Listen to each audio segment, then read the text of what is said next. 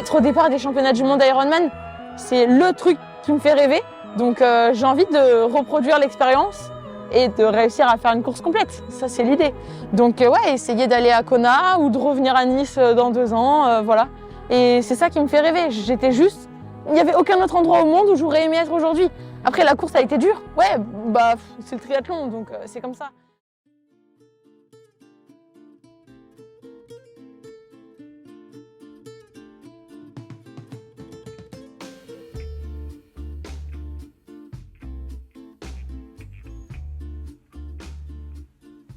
Après Nice, j'ai décidé de ne pas trop me laisser abattre et je voulais pas terminer ma saison là-dessus parce qu'en plus, septembre, ça reste relativement tôt. J'avais déjà en tête l'idée de faire d'autres courses après Nice et en fait, ça a pas du tout changé les plans. C'est-à-dire que j'ai fait 1 ou 2 petits triathlons régionaux, bon ça compte pas vraiment. Ensuite, j'ai fait mon premier Tessan à Las Vegas et moi, j'avais surtout en tête de refaire un Ironman full pour essayer de me qualifier en fait à Kona dès la fin d'année 2024. Et avoir en fait le slot et donc une grande tranquillité pour la saison 2025. Donc du coup, j'ai choisi de courir l'Ironman de Cozumel au Mexique et j'ai plutôt eu raison puisque voilà, j'ai réussi à terminer 4e et à repartir avec le slot. Et donc du coup, ça m'a permis de clôturer l'année 2024 avec au moins ce super avantage et la liberté totale de choisir les courses que je voulais en 2025 sans la pression de devoir se qualifier.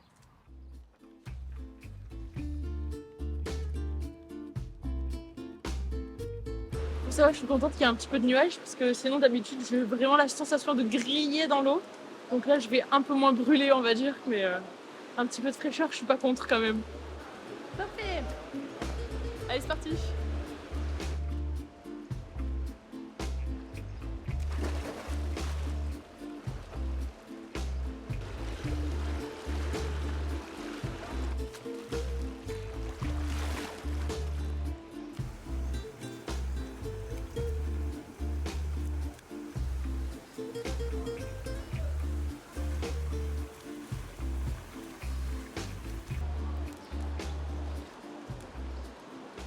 Aujourd'hui c'était une séance plutôt facile, aéro, ça fait du bien de se reposer un peu et ce soir il y a une séance un peu plus dure avec la séance piste.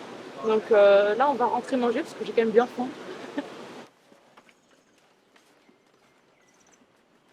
Aujourd'hui au menu nous avons du basmati, des légumes, en viande.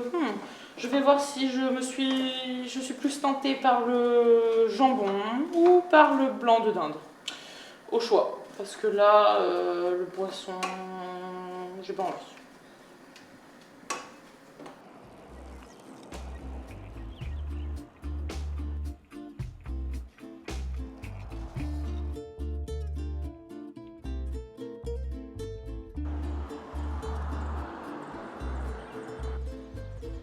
C'est bon.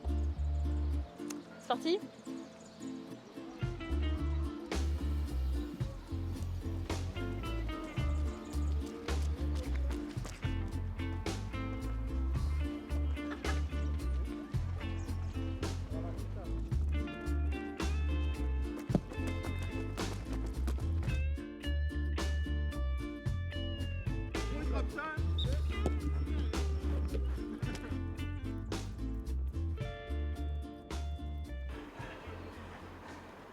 Alors, qu'est-ce que t'en penses? C'est bon? C'est bon, t'es ok? Ok, ça marche. Il est ni content ni pas content. Bof, passable ta séance, pas impressionnant.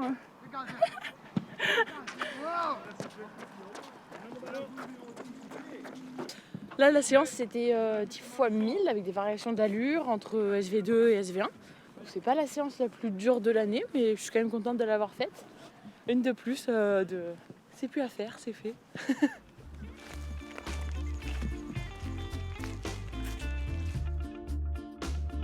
J'ai décidé de venir sur l'île de la Réunion pour faire ma prépa hivernale.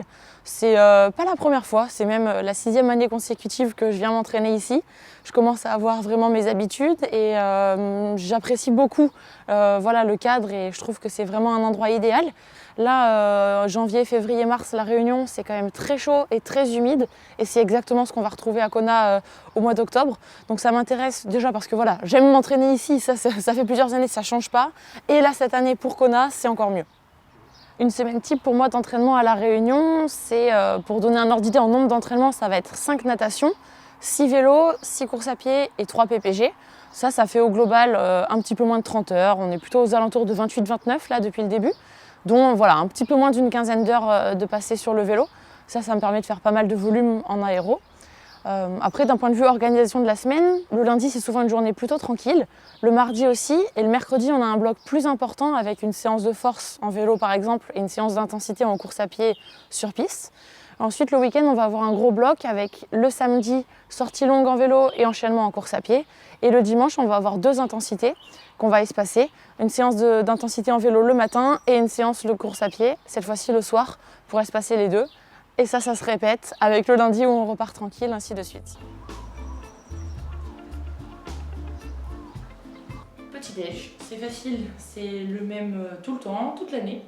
Donc, yaourt nature, souvent c'est du skyr, ou quand j'en trouve pas, c'est du yaourt nature 0%. Un fruit ou un jus de fruits, souvent c'est plus banane, pomme. Là aujourd'hui, je suis plus d'humeur à prendre du Diego, parce que c'est quand même réunionnais, ça fait plaisir. Donc aujourd'hui c'est ça. Donc yaourt nature comme je disais, et après je prends des céréales, souvent c'est muesli avec chocolat au lait. La valeur sûre quand même, c'est mes préférés. Voilà. Et après, je prends mes compléments alimentaires. Alors, souvent, c'est les mêmes toute l'année. Par exemple, les probiotiques, je les prends toute l'année. Ou la curcumine, c'est pareil. C'est quelque chose que je prends quasiment toute l'année parce que voilà, ça me convient bien et il n'y a pas de problème à les prendre tout le temps. Au contraire, c'est mieux. Et après, de temps en temps, je me fais des cures exceptionnelles. On va dire, par exemple, un mois de multivitamines ou voilà, un petit truc boost quand c'est l'hiver. À la maison, par exemple, en métropole, mais là, ici, déjà, ça va un peu mieux. Je manque pas de vitamine D, déjà. Donc voilà, petit déj, c'est toujours la même chose. Et j'aime bien. Et après, il y a juste le jour de la course, où là c'est différent. Mais sinon, toute l'année, ça ressemble à ça.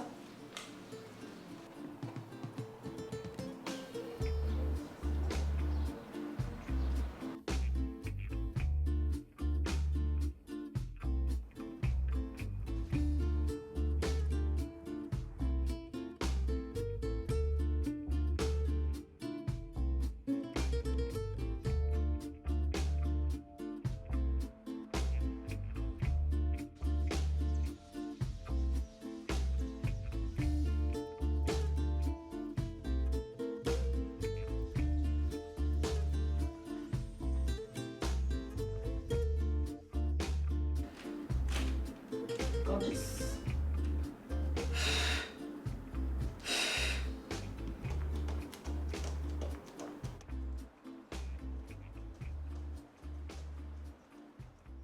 Après l'effort, le réconfort. Donc après le petit burger, on passe au dessert. Je pense que c'est important de savoir aussi se dire que voilà, c'est pas une glace ou quoi qui va changer la saison, c'est pas 200 grammes ou même 1 kilo, j'ai envie de dire au pire en trop, qui vont être mauvais, dans le sens où il vaut mieux ça, il vaut mieux que ton corps il soit en bonne santé, ton corps et ton esprit, dans le sens pas se frustrer et pas être complètement ravagé. Et peut-être avoir un corps en bonne santé qui va pas craquer quand il y a un peu trop d'entraînement et qui est capable de tenir le coup.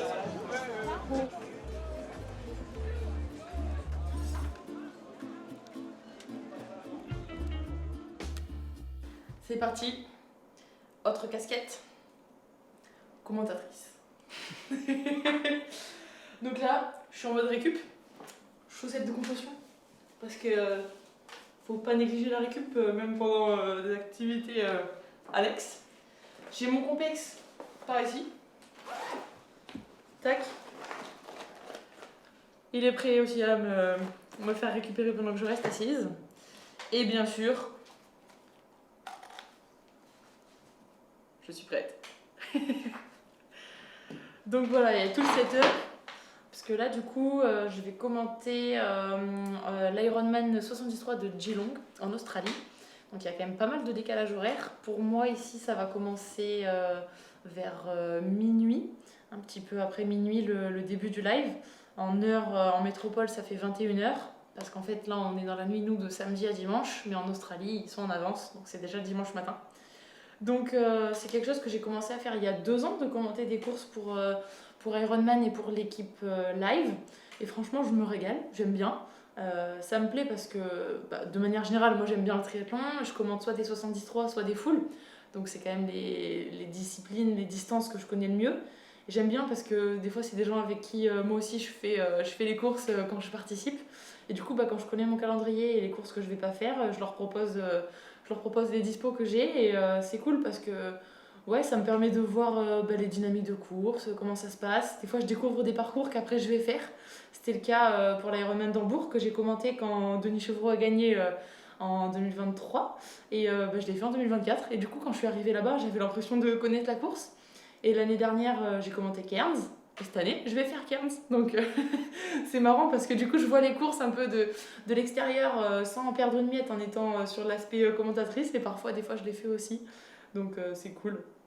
Voilà, j'ai reçu les dernières infos mises à jour avec la température de l'eau qui est à 19, donc combiné au prenne autorisé, et température de l'air qui est à 14 degrés pour l'instant. Donc en tout cas au début ils vont pas avoir trop chaud, après quand même l'Australie ça reste des conditions chaudes et humides, donc à voir comment ça évolue pendant la course. En tout cas là j'ai les infos avant le départ. Bon allez, hein. Bonne nuit. L'objectif cette année, c'est d'essayer d'être vraiment régulière, d'améliorer ça un peu par rapport aux autres années où des fois ça m'a fait défaut, où j'arrivais par exemple à l'entraînement à être vraiment régulière sur 1 mois ou 2, un gros bloc de prépa, mais peut-être pas sur les 52 semaines de l'année. Donc là déjà ça c'est quelque chose que j'ai réussi à mettre en place cet hiver-là à La Réunion, d'être vraiment consistante et pas de manquer de régularité sur les semaines d'entraînement, vraiment d'être à un niveau constant, et je pense que ça c'est l'idéal d'un point de vue de l'entraînement.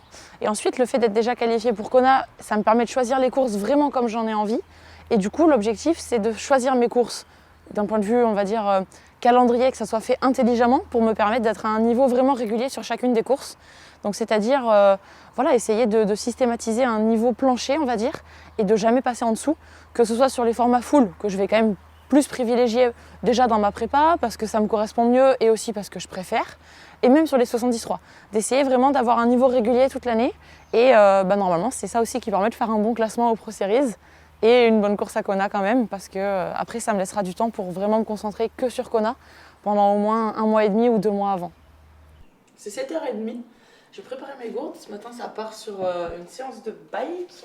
La séance elle est un peu longue quand même, il y a 1h30 de série, on va dire, de corps de séance. Donc là je vais me faire une gourde avec 75 grammes de carbs, et après je vais amener avec moi un petit peu plus d'énergie avec des gels. Donc là je vais en mettre 5. Ce qui est cool c'est qu'on peut choisir vraiment la quantité qu'on va en mettre plus ou moins diluée. La technique c'est de ne pas remplir à fond. Remplir à moitié, mettre la poudre, secouer pour qu'il y ait de la place pour que ça se mélange. Et après on rajoute l'eau qui manque.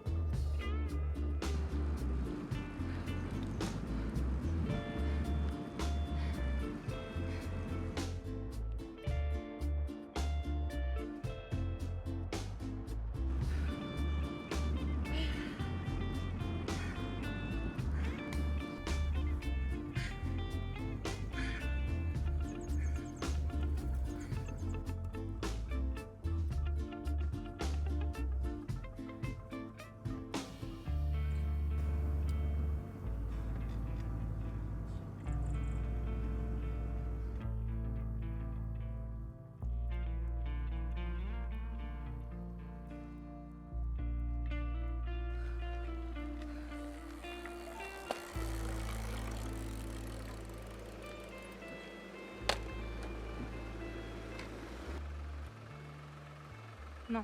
Oula. Ouh. Ça a bien coulé là. Bien.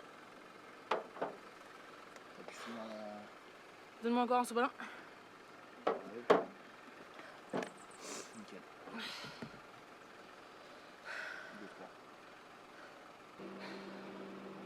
Oh, oh, je peux plus, je meurs de soif. Oh mon dieu. On appelle ça, toi? Oh, ça c'est le plus beau cadeau du monde. Je demanderai ça à Noël la prochaine fois. Un capriccione pour quand j'ai soif. Bon. J'aimerais bien faire un point sur ma vitesse moyenne. 16 km/h. En même temps, j'ai fait 37 bornes et 1560 mètres de dénivelé. Autrement dit, on a plus monté que avancé, je pense. Allez, hein. Du coup, j'ai trouvé ça quand même plus dur que le gymnase avec la version PMA SV1. Là, c'est plus long, ça devait être moins dur par rapport au fait que là, c'était que SV2. Mais ça m'a mis plus mal en fait. J'en ai... Alors, c'était 2 fois plus long, ouais, mais musculairement, en fait, quand je faisais PMA et SV1, le SV1, ça me paraissait super facile. Je faisais des bons watts sans trop forcer. Et là, en fait, le fait que ce soit plus proche, plus resserré, j'avais l'impression d'avoir jamais de répit. Et j'avais un peu tendance à surwatter au début du SV2. Et du coup, je pense qu'en plus, ça me mettait un peu dedans. En gros, je partais un peu comme sur la PMA. Et je me disais, oh, c'est 2 minutes en fait. Et je pense que je me suis mis un peu toute seule en dedans quand même. Franchement, ça tabasse. Je crois que je vais mettre un petit moment à récupérer. Là, j'ai encore mal aux jambes. Les copains, attendez-moi. Il n'y a pas de réseau, j'ai pas de kawaii. Vous n'avez pas le droit de partir.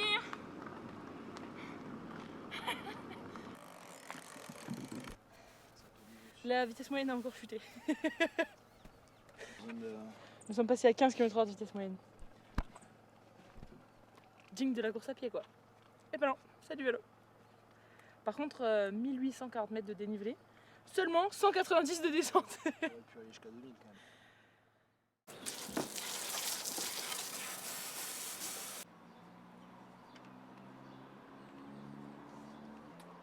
Transition. Nouvelle discipline. Piscine. Meilleure transition. C'est normalement c'est la T4, T3, quatrième discipline. Ouais. Normalement c'est la 3e transition. Bon là, j'ai inversé T2, T3.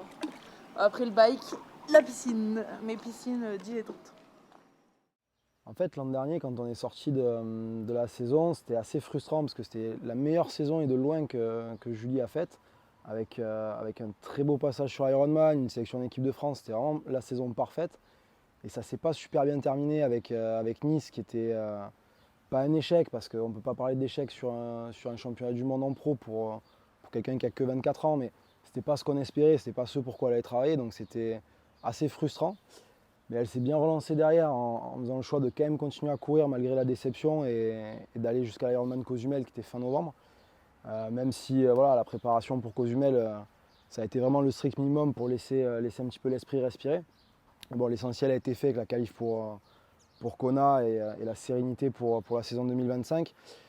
Là maintenant on est vraiment en train de construire pour Hawaï, pour essayer qu'elle soit de la meilleure version d'elle-même sur 2025 en octobre, et surtout se servir en fait des courses qu'il va y avoir au Pro Series tout au long de l'année pour petit à petit élever son niveau, maintenir un niveau minimum avec des courses à grosse densité. On pourrait faire le choix en fait d'aller sur des courses un petit peu moins relevées où elle serait on va dire plus apte à gagner sans une grosse préparation, mais là l'objectif c'est vraiment d'aller se confronter aux toutes meilleures pour progresser. Donc on est vraiment sur cette construction-là. Moi, je la sens plutôt sereine en fait dans sa prépa, dans sa façon d'aborder les choses. Il y a le gros avantage en fait d'avoir la qualif pour Kona tôt, de pouvoir tout construire autour de ça. Et c'est vraiment quelque chose qu'on essaye de bonifier en se concentrant à la fois sur le Pro Series et à la fois sur Kona. Et voilà, moi je pense que ça va être une belle saison, même si le triathlon longue distance, ça reste toujours quelque chose d'un petit peu particulier. On ne sait jamais trop comment ça va se passer avant que le starter démarre. Mais voilà, je pense que ça va être une belle saison. On va essayer de faire de belles choses avec Julie. Là, du coup, c'est la logistique pour les courses de la saison 2025. Donc là, en l'occurrence, c'est Texas. Je me suis déjà occupée de réserver pour Cairns en Australie. Et là, du coup, pour Texas, on regardait les billets d'avion. Et là, je suis sur la partie un peu logement. Donc là, du coup, j'ai les parcours sous les yeux. Et comme ça, j'essaye de trouver un logement qui est quand même bien situé par rapport au parcours. Donc là, d'ailleurs, il y a le parcours Nat. Je regarde un petit peu. Des fois, c'est bien quand il y a deux transitions différentes ou quoi. Donc, il faut toujours un peu regarder les parcours et voir si c'est des endroits où c'est quand même assez pratique pour s'entraîner, assez pratique, on va dire, pour vivre aussi. Pas que ça soit dans une zone industrielle, des choses comme ça. Voilà quoi, pour essayer de trouver le meilleur truc. Et donc là, j'ai trouvé un Airbnb qui est pas trop mal. Voilà. L'objectif principal de la saison, c'est forcément Kona, le championnat du monde Ironman, ça, il n'y a pas de doute. Et l'avantage, c'est que voilà, je suis déjà sûre d'être qualifiée, il n'y a aucun stress, il n'y a pas d'interrogation. Donc ça, c'est bon, c'est noté. Rendez-vous le 11 octobre. Et après, comme objectif principal bis, on va dire, ou comme objectif secondaire, pour moi, c'est de jouer le championnat Ironman Pro Series. Et ça, c'est bien parce que c'est quelque chose qui va se faire tout au long de l'année. Et donc, en fait, c'est compatible avec Kona, d'autant que Kona peut compter dans ce championnat. En fait, ça prend en compte les 5 meilleures courses sur la saison. Les foules rapportent plus de points que les 73, on peut en compter maximum 3. Et Kona, le championnat du monde, il va être bonifié. Donc c'est super pour moi, ça me permet de viser de faire 5 courses, dont Kona. Donc il me reste à choisir ensuite 2 autres full Ironman et 2 73. Donc pour ça, moi j'ai choisi de courir sur l'Ironman du Texas. Première course de la saison le 26 avril. Ensuite, je vais faire l'Ironman de Cairns en Australie le 15 juin. Et pour les 2 73, j'ai de la chance de pouvoir en faire un vraiment à domicile cette année. Il y a l'Ironman 73 d'Aix-en-Provence qui compte au Pro Series. Donc ça, c'est le 18 mai. Celui-là, c'est sûr que je le fais parce que c'est à la maison et c'est facile d'un point de vue trajet et déplacement. Et puis même, ça me fait plaisir de courir chez moi. Et ensuite, le deuxième, je pensais faire Zell am See fin du mois d'août, un parcours un peu plus montagneux. Mais je suis en train de me poser la question de peut-être faire Venise à la place. Venise qui là, par contre, serait seulement une semaine après l'Ironman du Texas. Ça m'obligerait à enchaîner. À voir.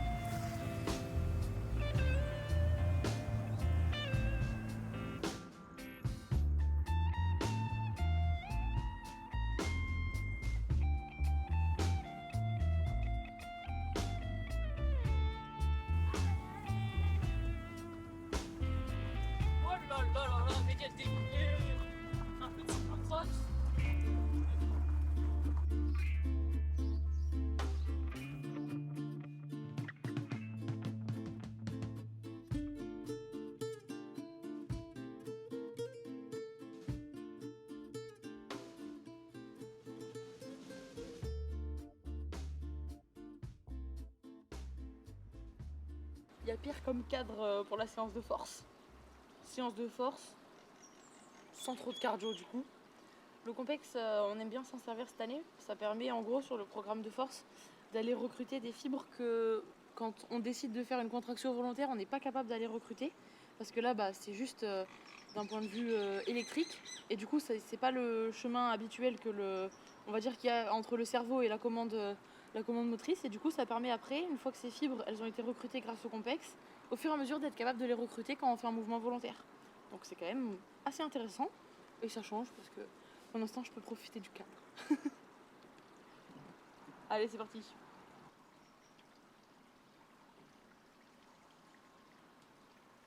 Voilà, j'espère que ce premier épisode vous a plu. J'ai voulu vous emmener avec moi dans un stage d'entraînement à La Réunion pendant quelques semaines. Le prochain épisode, ce sera l'Ironman du Texas. La course, c'est le 26 avril. D'ici là, si vous voulez nous soutenir et que vous avez bien aimé, franchement, vous avez un truc à faire, ça prend 1 seconde et c'est gratuit. Abonnez-vous, commentez, likez, partagez. Tout ça, c'est génial pour moi, ça m'aide beaucoup. Et en plus, ça vous coûte rien. Allez, merci, à la prochaine. Salut!